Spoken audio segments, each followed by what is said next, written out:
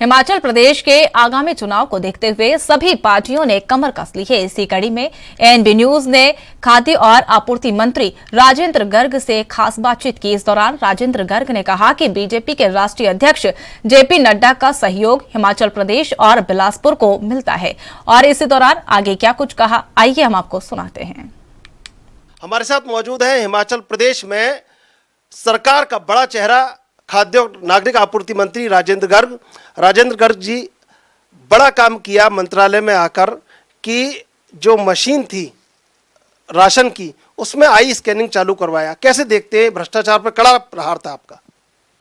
देखिए, इसके पहले जो बायोमेट्रिक मशीनें काम करती थी उसमें दिक्कत आती थी कि जो फिंगर प्रिंट वहाँ लिया जाता था, फिंगर यूज़ की जाती थी, उसके बाद ही लोगों को राशन मिलता है। इसके पहले ये व्यवस्था सुचारू रूप से नहीं थी। पहले हमने इस व्यवस्था को सुचारू रूप से किया और ये कड़ाई से निर्देश दिए कि बिना फिंगर प्रिंट के किसी को भी राशन नहीं दिया जाएगा।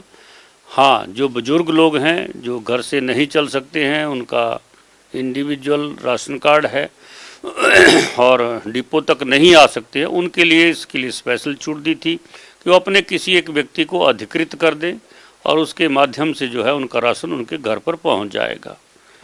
जेपी नड्डा के गृह जिले से आते हैं, बड़ी उम्मीदें हैं, मुख्यमंत्री के करीबी हैं। कैसे देखते हैं इस पूरे समीकरण को? देखिए, हमारा सौभाग्य है कि हमारे जिला से हमारे राष्ट्रीय अध्यक्ष जगत प्रकाश नड्डा जी हैं और निश्चित रूप से राष्ट्रीय अध्यक्ष होने के नाते उनका पूरी राजनीति के ऊपर और उनका सहयोग जो है हिमाचल को और बिलासपुर को बहुत मिलता है। यहाँ की योजनाओं को आगे बढ़ाने के लिए बहुत सहयोग मिलता है। जैसे अभी औहर के पास भंजवानी जो सतलुज है, उसके ऊपर एक ब्रिज बनाने की बात थी, जो भाखड़ा बांध के इसमें एक पुराना पुल होता था लकड़ी का। जब बांध बना तो पानी में समा गया और बहुत सारे लोगों का आवाजाही जो उस पुल के माध्यम से बिलासपुर को होती थी। वहाँ के लोगों ने कई सालों से मांग रखी थी, पिछले कई वर्षों से, और हमने उस बात को आगे बढ़ाया, उसकी डीपीआर बनाई, प्रदेश सरकार के समक्ष पक्ष रखा।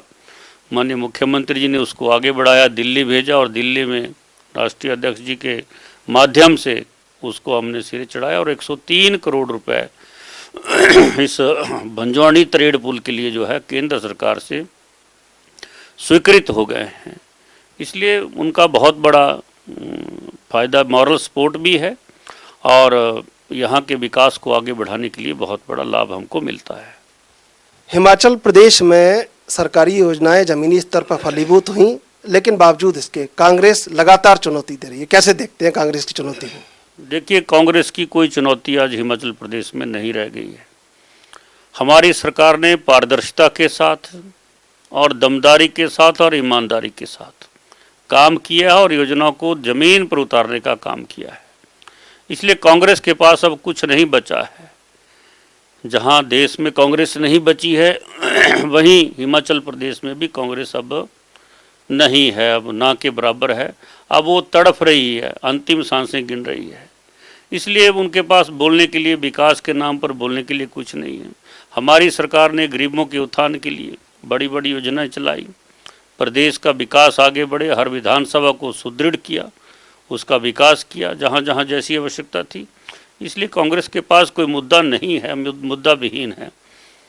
कल प्रधानमंत्री मोदी की रैली है मंडी में और रणसिंघा बजा के इस बार चुनावी अभियान का आगाज कर रहे हैं, तो क्या लगता है कि एक जोश, एक नए संचार का कल प्रारंभ होगा?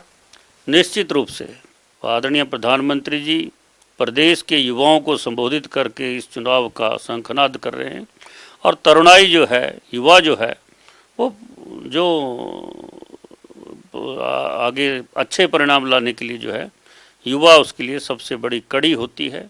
बोलते हैं कि जिस ओर जवानी चलती है उस ओर जमाना चलता है। तो जवानी अगर सही दिशा में लगेगी तो रिजल्ट भी सही आएंगे। इसलिए जवानों को हमारी सरकार ने और हमारे प्रधानमंत्री जी ने सिलेक्ट किया है कि उनके माध्यम से इस बार का चुनाव जो है उसका शंखनाद किया जाएगा। राष्ट्रीय अध्यक्ष जेपी नड्डा के बहुत करीबी हैं, उनका विश्वास अर्जित किया है आपने, और उसके बाद मुख्यमंत्री के बहुत करीबी हैं। वहाँ तो आपको कृष्ण सुदामा की जोड़ी कहा जाता है, दोनों के बीच में सामंजस्य स्थापित करते हैं, कड़ी के रूप में काम करते हैं।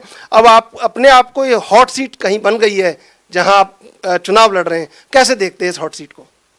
निश्चित रूप से हम इस सीट को भारी मतों से जीतेंगे, क्योंकि यहाँ के विकास के लिए हमने नए नए आयाम स्थापित किए हैं माननीय मुख्यमंत्री जी के आशीर्वाद से और आदरणीय नड्डा जी के आशीर्वाद से। यहाँ के विकास की अगर हम बात करें तो यहाँ घुमारवी में एक बड़ा प्रोजेक्ट जो है मिनी सेक्रेटरीट का स्वीकृत हुआ, और स्वीकृत होने के बाद आज उसका काम शुरू हो गया है, धरातल पर हमने उतारा है। साथ ही यहाँ HRTC का सब डिपो हमने स्वीकृत कराया, उसका संचालन शुरू हो गया है। यहाँ का जो सिविल हॉस्पिटल है वो 100 बेडेड कर दिया, जो 50 बेडेड था। और यहाँ घुमारवी में हमने एक अस्पताल के पास जो है ओवरफुट ब्रिज भी बनाकर तैयार कर दिया है, लोगों को समर्पित कर दिया है। इसके साथ ही घुमारवी विधानसभा चुनाव क्षेत्र के अंतर्गत हमने हमारी एक दधोल से लेकर लदरौर वाली जो सड़क है उसको हमने मुख्यमंत्री जी से उसका जीर्णोद्धार और उसको बड़ा करने के लिए, चौड़ा करने के लिए मांग की थी, और वो सड़क भी डबल लाइन की सड़क हमको स्वीकृत हो गई है। और स्वीकृत होने के बाद आज उस पर युद्ध स्तर पर काम चला हुआ, जिसका लगभग 60% काम जो है हमने पूरा भी कर लिया है और सड़क की कायाकल्प हो गई है। हिमाचल की जनता को क्या संदेश देना चाहते हैं?